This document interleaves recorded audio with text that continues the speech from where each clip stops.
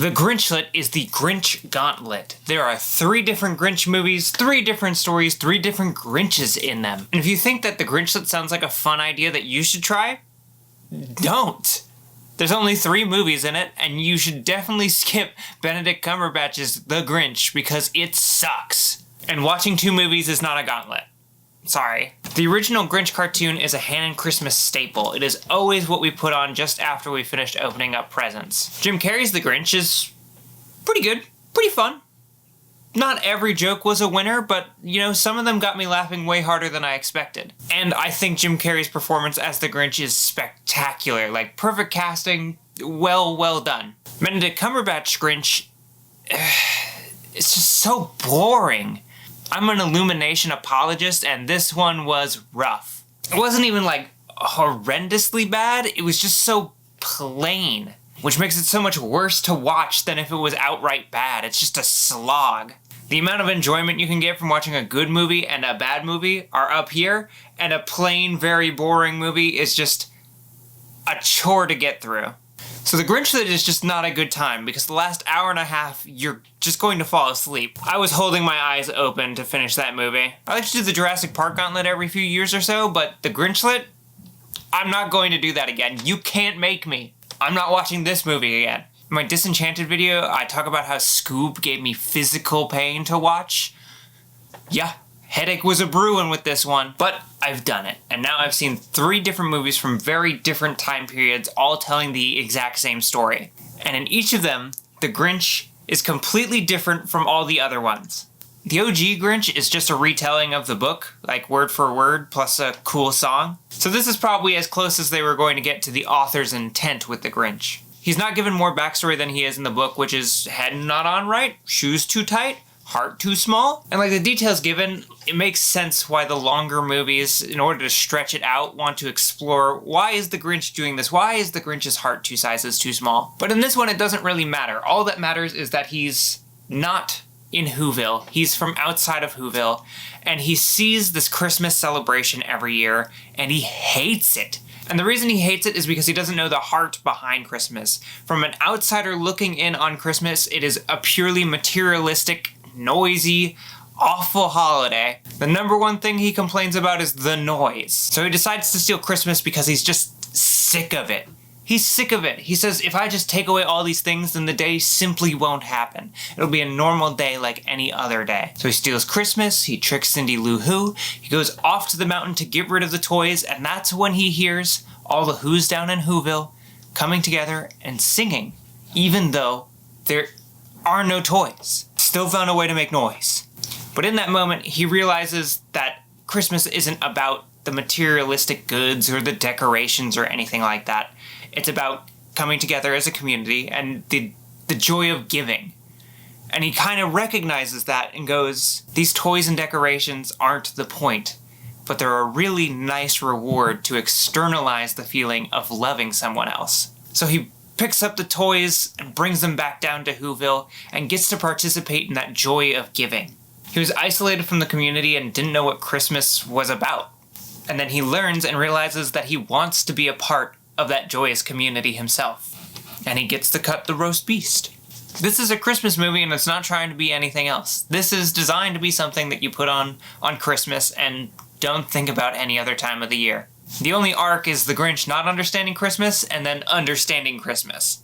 When they more than doubled the length for the 2000s adaptation with Jim Carrey, they had to fill in some stuff, because according to the book, nothing else happens. They flesh out Whoville more as this hyper-capitalistic society where they do actually seem to believe that Christmas is all about their stuff. It's all about who has the best decorations, it's all about who gets the best gifts. And the Grinch grew up in this Whoville society, but was bullied out of it for being different, for being green, for being hairy. The Grinch grew up in the society, but chose to leave it to avoid persecution. And in that absence, the society got worse because it was led by the bullies who bullied him, and he became more resentful.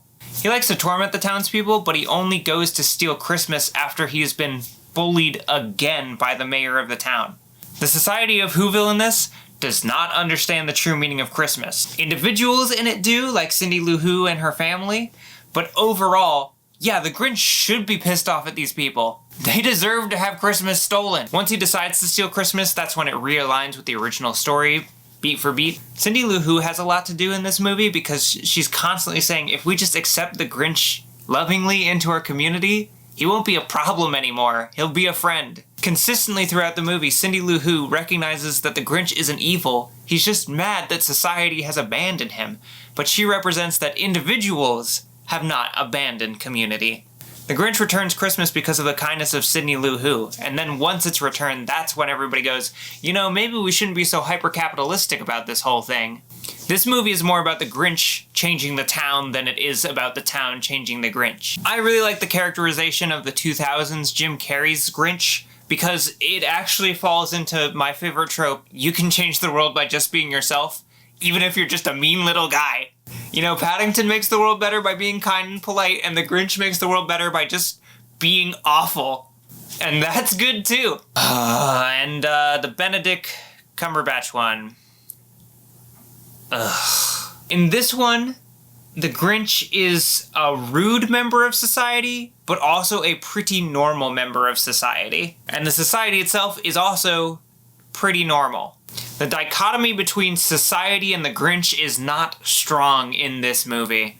The Grinch is pretty limp as well. He's pretty nice. Something modern movies don't let you have an unlikable protagonist. Grinch's tragic backstory in this one is that he was an orphan and so didn't get to spend Christmas with anybody, which is sad, but is also a weird way to get to stealing Christmas. I mentioned how the OG Grinch was isolated, but I think he was like really isolated. Like he didn't interact with Whoville.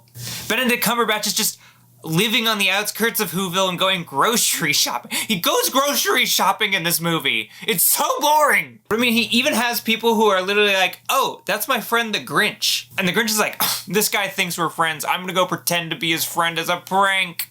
And then they have a really normal conversation. This movie's so boring. He steals Christmas. Cindy Lou Who says like, oh, my mom worked so hard to give us a good Christmas. Could you do something to help her? And he goes, this is going to change my life. He steals Christmas. Cindy Lou Who blames herself. The Who starts singing, and Benedict Cumberbatch hears the singing and goes, oh, I get it now. I shouldn't have stolen Christmas, I guess.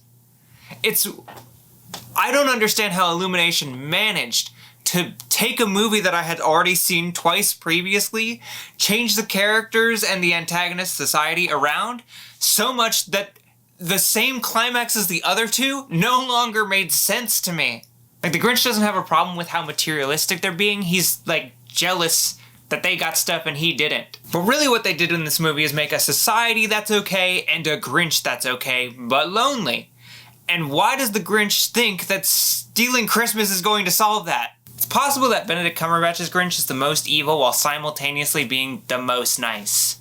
Just because his motivation for stealing Christmas isn't from any sort of moral standing, it is just a purely selfish impulse of, well, I never had a good Christmas, I'm gonna take theirs away. I don't know, man.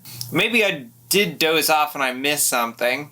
The point is, capitalism bad and the joy of giving and community is good. I don't know how Illumination dropped the ball this hard. Something that has already been adapted twice, that they just... It's so limp, it's so boring, it doesn't add anything. There's no reason for anyone to watch that movie, okay? Do you believe me? It's not even that fun to watch. It's not even that much fun to hate. I'll tell you when a movie's fun to hate. It's not this one. It's just boring. How's that? See you tomorrow? One last day?